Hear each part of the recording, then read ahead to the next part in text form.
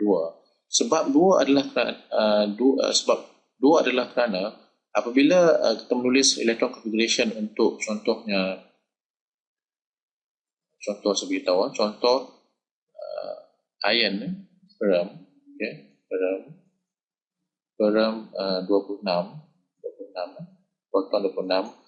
Kita lihat ion electron configuration dia akan menjadi 1s2, kemudian dia jadi 2s2, 2p6, lepas masuk 2p6 dia akan jadi 3s2, 3s2, kemudian dia akan jadi 3p6, 3p6, dia masuk 3p6, kemudian 4s2, 4s2, ini dia tak masuk 3p6, lepas itu masuk 4s2.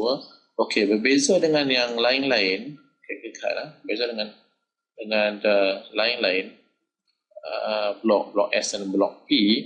Kalau elemen itu terdiri daripada elemen terletak pada blok D, apa yang berlaku adalah elektron yang tersebut akan turun satu orbital tau. Contohnya ini sepatutnya orbital 4. Orbital 4. Kita tahu ion kat sini 1, 2, 3, 4, 5 yang ke-6. So, sepatutnya 4D6 kan. Kita kata 4D6 sebab di orbital 4D dia yang ke-6, 1, 2, 3, 4, 5, 6. Tetapi sebenarnya apa yang berlaku adalah elektron akan turun satu orbital. Dia akan jadi 3. Dia akan jadi 3D6. 3D6. Dia akan jadi 3D6. So, faham? Dan manakala elemen-elemen yang di blok F pula, dia akan tolak 2. Kalau di orbital 4 contohnya, dia akan jadi 2F. So, dia turun satu orbital. So, maksud dia, kalau kita lihat di sini, apakah valence elektron untuk ion, kita akan dapati bahawa orbital yang paling luar sekali adalah 4s, bukan D. Dan 4s mengandungi 2 elektron. Jadi maksud dia, valence elektron untuk ion adalah 2. Itu juga dengan elemen-elemen yang lain di orbital yang sama ni, macam scandium, titanium, semua sebagai nickel dan sebagainya. Kalau kita tulis electron configuration, kita akan dapati bahawa semua elemen ini orbital yang paling luar akan menjadi orbital 4s. Sebab bila masuk saja di blok D ni, dia orang akan turun satu orbital, dia akan jadi 3. Orbital 3. Okay? Begitu juga yang blok 5 di sini, molybdenum, technetium, rhodium, palladium, silver dan sebagainya. Sama juga, dia akan jadi 5s2 sebagai orbital yang paling luar. Sebab elektron-elektron yang masuk ke bahagian ini akan menjadi elektron yang berada pada orbital 4D. Okay? So masih akan terdapati bahawa valence elektron mereka tetap 2. Okay? Dan kalau kita kira semua di sini di blok P ini, kita akan dapati bahawa valence elektron untuk elemen di kolom yang ini 3, ini 4, 5, 6, 7 dan 8. Dan kita lihat satu lagi yang ciri-ciri yang perlu kita faham adalah di sini Lihat di sini Okey, bahagian ini Kita akan dapati bahawa terlihat di orbital 6, orbital 6 lepas barium ni 56 ni terus lompat ke 57. Elemen-elemen yang seterusnya masuk ke F block. Okey. Ini kita kena ingat. Jadi maksud dia kalau kita tulis electron configuration nanti, kita kena ingat yang itu. Masuk selepas 56, selepas barium ni, dia akan jadi LA. Dia akan jadi LA. Okey, lepas tu seterusnya. Okey. Dan apabila elektron masuk ke blok D ni, dia akan turun 2 anak tangga. Sepatutnya dia katakan LA ni, dia sepatutnya 6F. Kalau kita kata LA ni, mungkin dia punya orbital yang akhir tu mungkin 6F1, tapi tak berlaku, bukan 6F1, dia akan turun 2 anak tangga, dia akan jadi yang sebenarnya 4F1. Okay, ini dia. Okay. Of course kalau kita tulis dia punya electron configuration yang lebih panjang, kita kena mula balik daripada tadi lah, satu S1, S2, 2S2, 2P6 dan sebagainya. Ataupun kalau kita nak memudahkan meringkaskan electron configuration, contohnya katakan kita nak ambil LA ni, kita nak ambil LA, apakah electron configuration untuk LA ni, okay, LA. Tak memudahkan adalah kita ambil elemen yang belakang sebelum itu, ZE, xenon ni, okay. Kita ambil elemen ini, kita tulis macam tu, Sec E, okay. Kemudian kita sambung dengan elektron-elektron yang seterusnya selepas ZE, iaitu sini orbital 6s jadi 6s2. Okay, selepas 6s2, selepas barium dia terus masuk ke blok F, dan kita tahu bahawa LA terletak pada kolom yang pertama, jadi satu elektron saja tinggal di orbital F, dan sepatutnya kalau kita nak ikut seperti peraturan yang lain dia akan jadi 6F1, tetapi tidak. Bila dia masuk di dalam F block ni dia akan jadi 6 tolak 2, dia akan jadi 4. Dia akan jadi 4F1. 4F1. Dan kita lihat di sini bahawa valence elektron untuk LA ni adalah 2 sebab dia terletak pada orbital 6s. 6s adalah orbital yang paling luar sekali. Begitu juga kalau kita ambil ND, kita ambil ND contohnya sini, okey. ND sama juga, kita boleh buat ND electron configuration ni akan jadi ZE, okey, ZE, okey. So ZE ni, xenon ni. So maksudnya xenon ini mewakili electron configuration untuk xenon, semua ni. Dan sambung dengan 6s2, 6s2, lepas tu dia masuk ke blok F, dia yang ke 1, 2, 3 yang keempat, dia 4 elektron akan mengisi orbital F, 4F, sebab kita tahu sepatutnya 6 F4, tidak ada tolak 2, jadi 4F4, okey, 4F4. Okay, faham? So, still kalau kita tengok di sini, valence electron masih 2. Okay? Inilah cara ringkas kita menulis electron configuration. Kalau kita diarah untuk menulis sesuatu elemen yang mempunyai elektron yang banyak.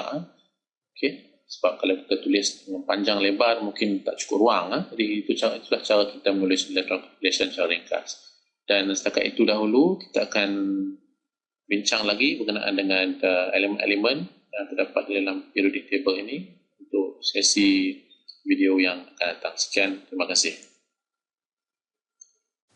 Okey, elemen-elemen, atom-atom yang terdapat di dalam periodic table ni sebenarnya boleh bertindak balas di antara satu sama lain, dan tindak balas mereka itu banyak bergantung kepada valence elektron masing-masing.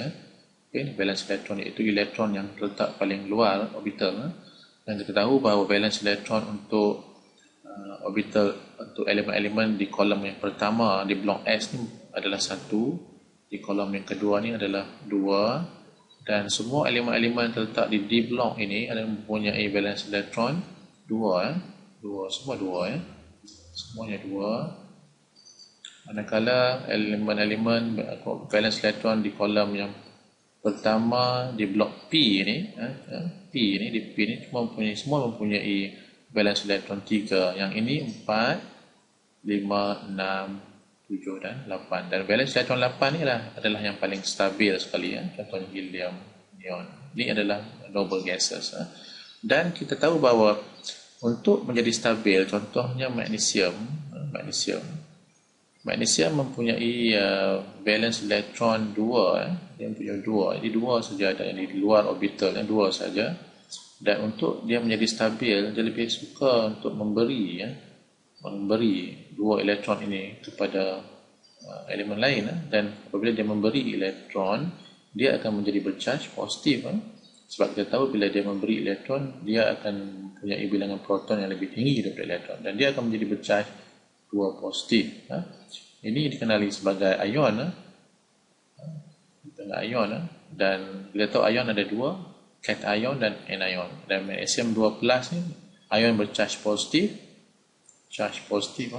dikenali sebagai cation. Okey, jadi magnesium mengeluarkan perlu mengeluarkan 2 elektron untuk dia menjadi stabil. Dan kalau kita lihat di bahagian di sini pula, di sini bahagian kumpulan 7 ni, blok P ni, contohnya klorid.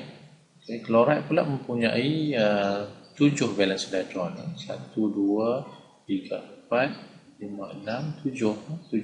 Jadi maksud dia klorid ni dia perlu satu saja untuk jadi stabil, untuk menjadikan dia punya valence elektron 8. Jadi dia perlu satu elektron. Dan bila dia menerima satu elektron, dia akan menjadi bercharge negatif. Negatif, satu negatif. Jadi ion negatif, bercharge negatif dikenali sebagai anion. Okay. Dan kalau nak digabungkan di antara magnesium dan klorid supaya dua-duanya mendapat kestabilan, tentu sekali dua elektron yang nak dikeluarkan oleh magnesium ni perlu diambil oleh dua klorid. Jadi maksud dia kalau satu atom magnesium dia memerlukan dua atom klorid untuk bergabung supaya dia menjadi stabil, dan dia akan membentuk molekul yang dikenali sebagai magnesium klorid. Okay. Molekul magnesium klorid ini terdiri daripada satu atom magnesium dan dua atom klorid. Okey. Jadi begitulah caranya kita menentukan berapa bilangan atom ataupun elemen yang terdapat dalam satu ionic compound. Ini kita panggil ionic compound. Dan cara kita mengetahui berapa banyakkah elektron yang mereka nak keluarkan dan berapa banyakkah elektron yang mereka perlukan. Dan ini dikenali sebagai bila berlaku reaksi ataupun kombinasi dua elemen atau lebih atom ataupun ion ini dikenali sebagai equation, dikenali sebagai chemical equation, chemical equation ataupun reaction. Dan kita tahu bahan-bahan yang terletak di sebelah kiri ini dipanggil reactant. Ini dipanggil reactant. Reactant, ada dua reactant, satu magnesium dan klorid, dan ini dikenali sebagai produk. Okey, produk. Dan reactant adalah bahan-bahan yang akan menjadi bahan aktif yang bercampur, kemudian dia akan membentuk sesuatu produk. Dan kalau bercakap berkenaan dengan chemical equation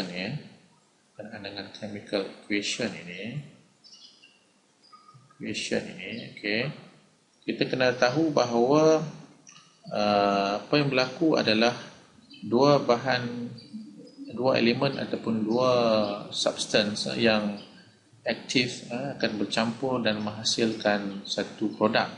Tapi terdapat tiga jenis chemical reaction ni. Ada yang satu hala one way. Maksudnya bila campur dua ni dia akan menjadi suatu produk. Dia tak boleh berulang, dia tak boleh patah balik. Ada yang dia punya direction dia terbalik kat situ. Dan ada yang mempunyai dua hala. So chemical equation ni ada yang pergi ke depan, ada yang ke belakang, dan ada juga yang boleh pergi ke dua belah, kiri dan kanan, untuk mencapai yang kita panggil equilibrium.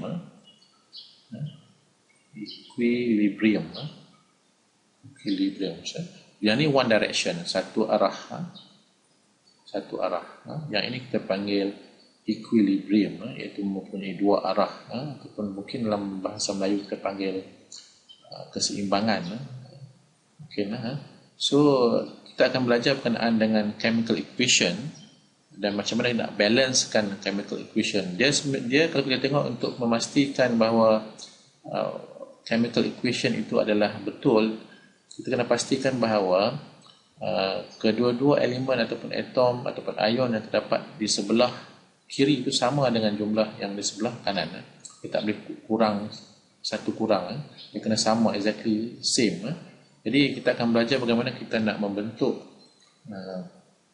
chemical equation yang balance, yang seimbang di dua belah kiri dan kanan. Jadi setakat ini dulu berkenaan dengan periodic table. Kita akan belajar lagi berkenaan dengan chemical equation ni di video-video klip yang akan datang. Sekian. Terima kasih.